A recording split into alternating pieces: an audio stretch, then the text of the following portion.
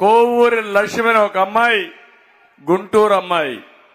ఆ అమ్మాయి ఆదర్శ మహిళా మండలి రన్ చేస్తూ అక్కడ సమస్యల పరిష్కారం చేసే సందర్భంలో ఆ అమ్మాయి చాలా ఇబ్బందులు పడింది.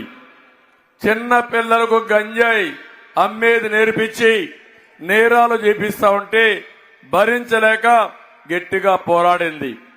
ఇంకో పక్కన ఎక్కడికక్కడ ప్రైవేటు భూములు కూడా కబ్జా చేస్తా ఉంటే గట్టిగా పోరాడింది.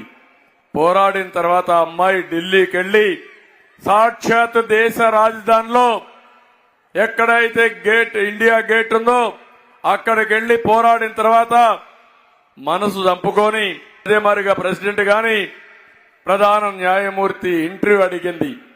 ఇవ్వకపోతే నిరసనగా అమ్మాయి చేసిన పని చూస్తే బొట్టన వేళ్లు కట్ చేసి ఇది అన్యాయం జరిగింది.